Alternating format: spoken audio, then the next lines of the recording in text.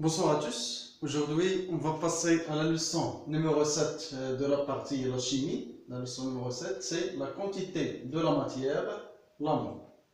Donc, avant de commencer la leçon, on va traiter une activité. Alors, comme vous voyez ici, on mesure la masse d'un petit morceau du fer, c'est-à-dire نقيس كتلة قطعة من الحديد, par exemple un clou, مسمار, etc. par une balance électrique, une ميزان كهربائي, et on trouve M égale 112 grammes. Donc la masse de ce petit morceau du fer égale à 112 grammes. La question numéro 1, déterminer les composants d'atomes du fer, sachant que le symbole du fer est, donc voilà le symbole d'atome du fer. Alors comme vous avez déjà étudié dans la leçon le modèle d'atome, vous avez déjà étudié le symbole d'un atome, c'est X, A, Z, ok, X, A, Z. Alors Z, c'est quoi? Z, c'est le nombre de quoi? Des protons, et en même temps, c'est quoi? Nombre de électrons. Voilà, nombre de électrons. Et A, c'est le nombre de nucléons. Voilà, nombre de nucléons. Normalement, A, c'est le nombre de nucléons. Nombre de nucléons. Et le nombre de, si on veut déterminer le nombre de neutrons, c'est quoi? Nombre de neutrons, c'est n égale à A moins Z. Voilà, vous avez déjà vu ça dans la leçon de modèle d'atome. Alors ici, dans notre exercice, alors nombre de électrons. Alors la question c'est déterminer les composants d'atomes. Alors les composants d'atomes, il y a nombre des protons, ok? Nombre des protons. Alors ici le nombre des protons, qu'est-ce que j'ai ici? C'est 26, donc le nombre de protons c'est 26.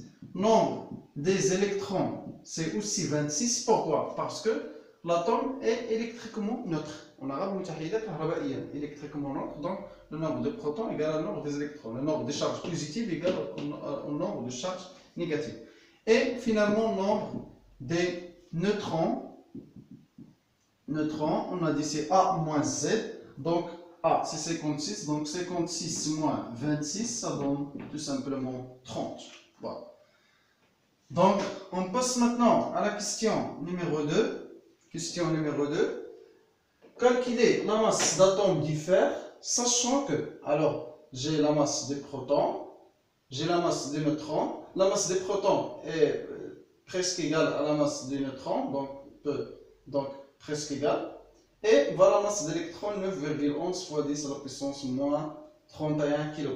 Alors, donc, je vais calculer la masse de quoi? Du fer, d'atomes du fer. Donc je vais mettre MFE égale. Donc, comme vous connaissez l'atome, de quoi constitue l'atome? Donc j'ai ici quoi?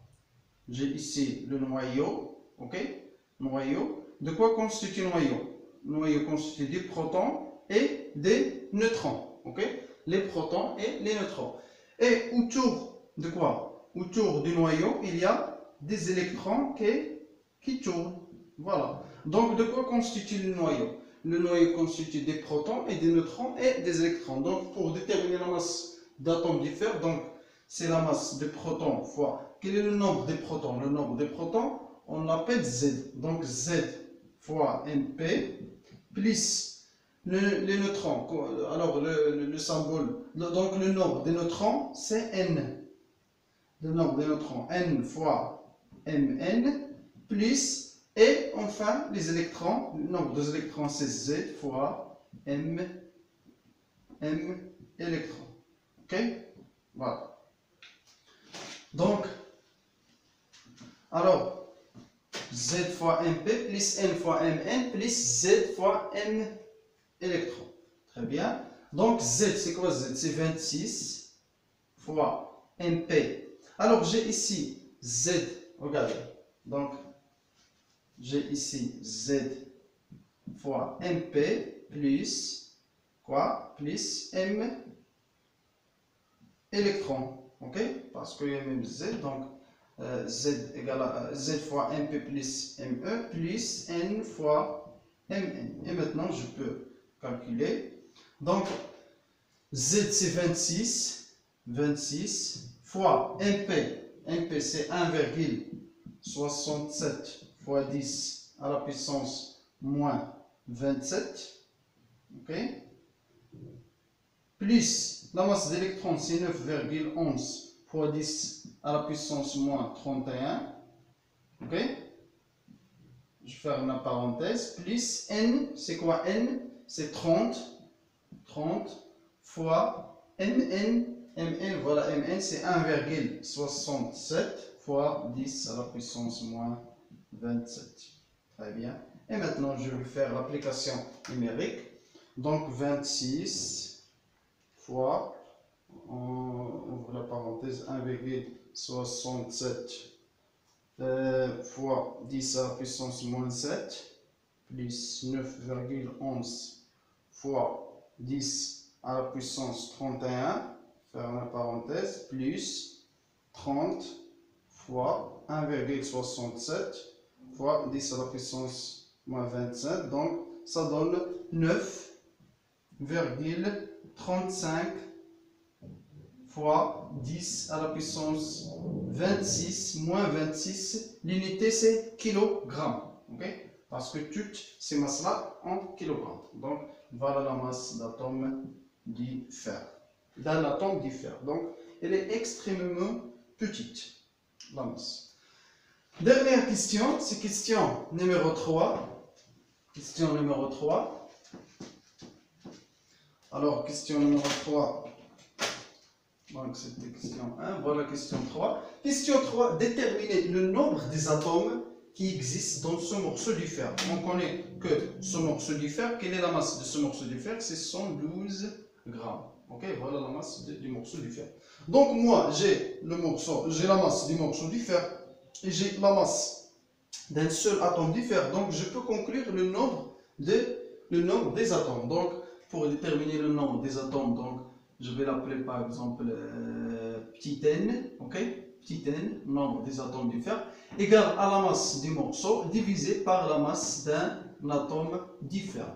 Donc, j'ai la masse 112 grammes et la masse d'un atome, c'est 9,35 fois 10 à la puissance 26 kilogrammes.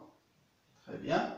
Alors, est-ce que j'ai les mêmes unités ici? Ici, j'ai grammes et ici, kilogrammes. Donc, on doit quoi? On doit convertir en même unité. Ok? On doit convertir en même unité. Donc, en kilogrammes, grammes ici, on va convertir 112 grammes en kilogrammes. Donc, ça donne 0,112 kilogrammes. Ok? Parce que la virgule ici, elle va se déplacer 3 fois. 1, 2 et 3.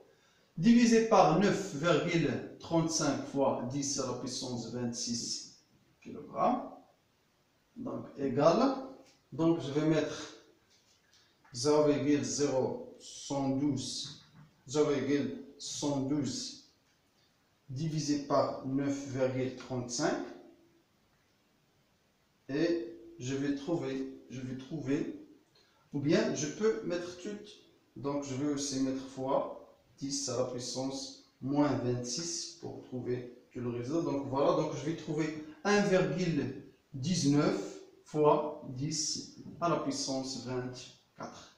Donc regardez le nombre des atomes du fer qui existent dans ce morceau du fer. Donc c'est 1,19 fois 10 à la puissance 24. C'est-à-dire il y a 24.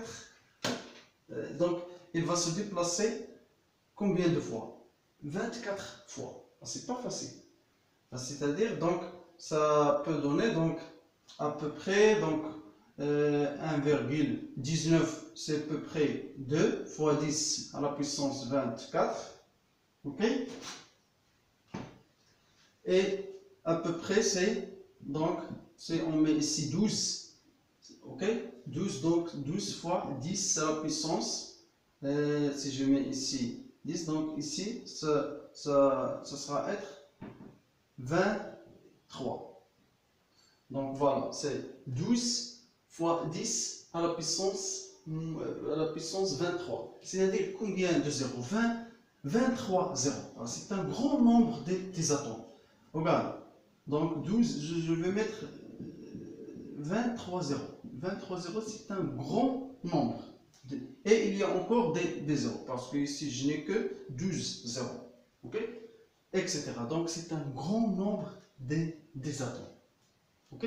Alors, ce que je veux dire maintenant, alors, les chimistes, alors, si on veut étudier ce morceau du fer, il y a combien des atomes? Il y a un grand nombre des atomes. Si on travaille avec un seul atome, si on va travailler avec chaque atome, il y a ici 12 fois 10 à la puissance 23, si on va travailler avec chaque atome en seul, donc c'est très très difficile. Si on travaille avec un seul atome, alors c'est ce qu'on appelle échelle, c'est-à-dire en arabe, sulam microscopique. Alors, les chimistes ont pensé d'aller d'échelle microscopique vers une échelle macroscopique. Ok? Macroscopique. Microscopique, c'est ce qui concerne ce qui est très très petit, mais macroscopique, alors on va travailler avec ce qu'on appelle une mole. Qu'est-ce que ça veut dire une mole? C'est la question qui se pose. C'est quoi une mole? Alors si on dit une mole d'atome, c'est-à-dire on parle de 6,02 fois 10 à la puissance 23 atomes. Ok? Atomes.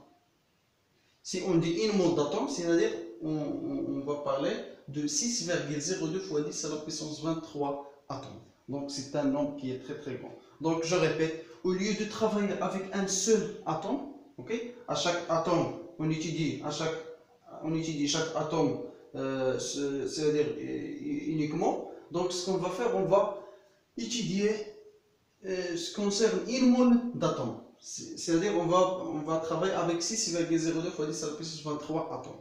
Alors, on va voir ça dans notre cours. On passe maintenant à grand 1, notion de la quantité de matière. On va voir maintenant c'est quoi la quantité de matière, définition. On va voir c'est quoi une mole. Alors, une mole de particules, par exemple une mole d'atomes ou bien une mole de molécules, donc c'est défini comme un ensemble de quoi? De 6,02 fois 10 à la puissance 23 particules. Okay? Si on dit par exemple une mole d'atomes, c'est-à-dire il contient 6,02 fois 10 à la puissance 23 particules. Donc une mole de particules, par exemple on parle d'atomes ou bien molécules, etc. Donc est défini comme quoi? Est défini une mole de particules, atomes ou molécules, est défini comme un ensemble de quoi? De 6,02 fois 10 à la puissance 23 particules. Ok? Particules. Si je dis une mole d'atome, c'est-à-dire il contient 6,02 fois 10 à la puissance 23. Si j'ai dit une mole de molécule, c'est-à-dire il contient 6,02 fois 10 à la puissance 23 molécules. Je vais vous donner un exemple. Les œufs. Vous connaissez les œufs en arabe? Ok? Alors le plateau si je dis à quelqu'un, donne-moi un plateau des œufs. Ok?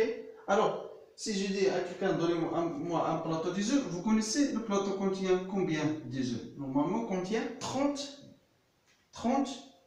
œufs. Ok? Il contient normalement 30 œufs. Donc, il y a à peu près 6 ici, et ici, il y a 5. Donc, 6 fois 5, ça donne 30. Si j'ai dit un plateau des œufs, donc automatiquement, c'est 30 œufs. Si j'ai dit ici une mole d'atomes, c'est automatiquement 6,02 fois 10 à la puissance 23 atomes. Ok? Alors, je pense que vous avez maintenant bien compris. Donc, alors ce nombre-là, alors on appelle ce nombre-là, 6,02, on l'appelle le nombre d'Avogadro. Le nombre Avogadro. Ok? Nombre d'Avogadro, le symbole c'est Na. on met Na égale 6,02 fois 10 à la puissance 23, tout simplement. Ok? Donc, Na, c'est le nombre d'Avogadro. Maintenant, on va parler de la quantité de la matière. Donc, la quantité de matière d'un échantillon, c'est le nombre de moles qui contient dans cet échantillon. Ok? Donc, la quantité de matière,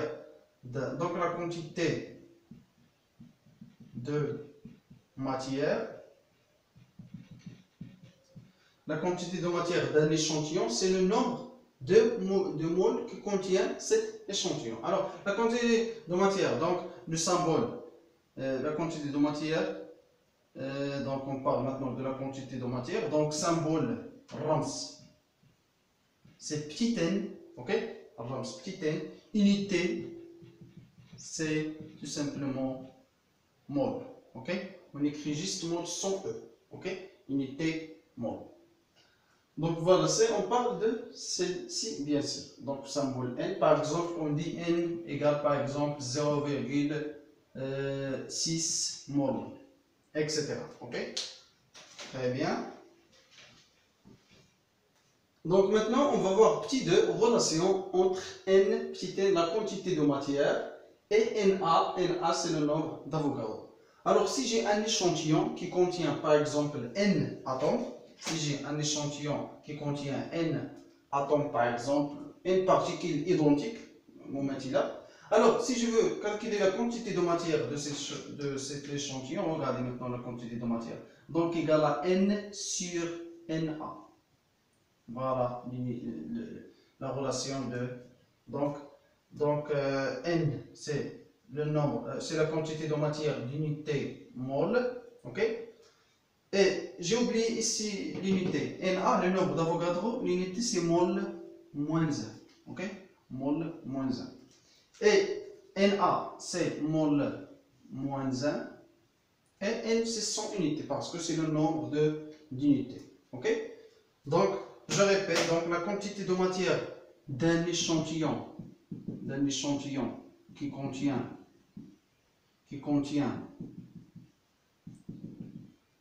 n particules, donc la quantité de matière d'un échantillon contient n particules, donc je vais mettre n, le nombre de ces particules, divisé par Na, le nombre d'Avogadro. On passe maintenant à grand 2, masse molaire atomique et masse molaire moléculaire. Donc il y a masse molaire atomique et masse molaire moléculaire. On va commencer par masse molaire atomique. Alors, atomique, donc c'est-à-dire atome, donc c'est la masse. Donc on va dire la masse molaire atomique et la masse, ou bien la masse molaire atomique d'un atome, par exemple carbone, ou bien hydrogène, ou bien oxygène, etc. C'est la masse d'une mole de cet atome. Ok? C'est la masse et la masse d'une mole de cet atome. Ok? Donc la masse molaire atomique d'un atome, par exemple carbone, hydrogène ou oxygène, et la masse d'une mole de cet atome. Dans l'exercice, il vous donne ces données-là. Par exemple, la masse molaire atomique d'hydrogène égale à 1 gramme par mol. La masse d'une mol, donc d'une mol par une mol. Donc, ok, c'est 1 gramme par mol. Dans l'exercice, il vous donne toujours ces données-là. Par exemple, je vais vous donner quelques exemples. Autre exemple, donc, par exemple, la masse de carbone, oui, c'est 12 grammes par mol. La masse d'oxygène, c'est 16 grammes par mol. La masse, par exemple, du soufre, c'est 32 grammes par mol, etc. Je vais vous ajouter, par exemple, la masse d'azote, N, c'est 14 grammes par mol, etc. Donc, ce sont des masses molaires atomique d'atome, ok, d'un seul atome. Maintenant, on va parler de la masse molaire moléculaire. Donc, moléculaire. Alors, la masse molaire, maintenant, moléculaire, c'est la masse molaire moléculaire d'une molécule, c'est la somme des masses molaires atomiques des atomes qui les constituent. C'est-à-dire on a les masses molaires atomiques des atomes, elles étaient communes, on a, ok? Donc la masse molaire moléculaire, ok? D'une molécule, si on dit une masse moléculaire, c'est d'une molécule. Si on dit masse molaire atomique, c'est d'un atome. Masse molaire d'une molécule est la somme, on arabe, et la somme des masses, des masses molaires, molaires atomiques, des atomes qui les constituent. Des atomes qui les constituent. Ok? Qui les constituent. La masse molaire moléculaire d'une molécule est la somme des masses molaires atomiques des atomes qui les constituent. Je vais vous donner des exemples. Par exemple, si je veux déterminer le symbole, regardez, le symbole de la masse molaire, c'est M majuscule. Ok? Toujours, la masse molaire, M majuscule. Si on parle de masse molaire d'un atome, on met entre parenthèses le symbole d'un atome. Si on parle masse molaire d'une molécule, on met aussi M majuscule, mais ici on met la formule chimique de cette molécule. Par exemple, de H2O, de l'eau. Ok? Alors voilà, la masse molaire, toujours la masse molaire M majuscule. Donc, de molécules, qu'est-ce que j'ai dit? C'est la somme des masses molaires des atomes qui les constituent. Quels sont les atomes qui les constituent? Il y a deux atomes de quoi? D'hydrogène et un seul atome d'oxygène. Donc, je vais de la masse molaire d'hydrogène plus la masse molaire d'un seul oxygène, tout simplement. Ok? Donc, l'application numérique, 2 fois la masse molaire d'hydrogène, c'est 1. Donc, 2 fois 1, c'est 2. Je dis 2 fois 1, c'est 2. Plus la masse d'oxygène, c'est combien? Oxygène, c'est 16. Donc, ça donne 18 grammes par molécule. N'oubliez pas l'unité, c'est très important, grammes par molécule. Je vais vous donner d'autres exemples. Ok? Je vais vous donner des autres exemples. Par exemple, la masse de NH3. Alors, qu'est-ce qu'il y a ici? Un seul atome d'azote et 3 atomes d'hydrogène. Très bien. Donc, atome d'azote N plus 3 M de hydrogène. La masse d'azote, c'est comme vous voyez ici, donc c'est 14 plus 3 fois 1, ça donne 3.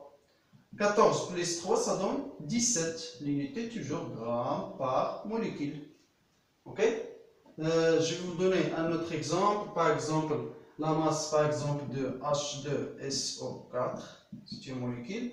Alors, donc N, toujours majuscule.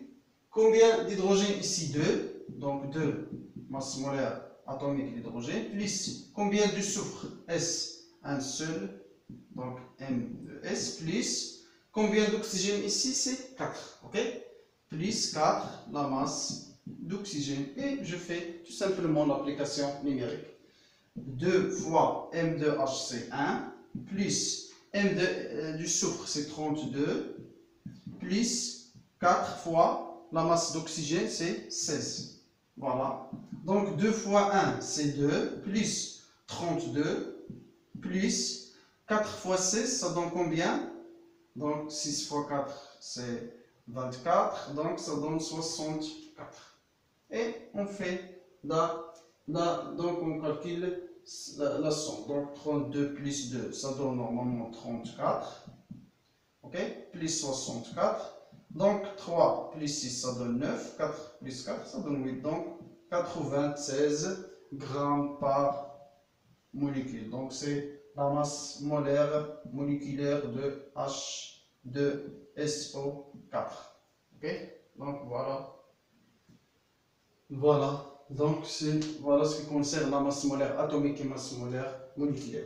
Alors, on n'a pas encore terminé cette leçon. On va traiter la deuxième partie dans la vidéo prochaine, Inch'Allah. Merci pour votre attention. À la prochaine.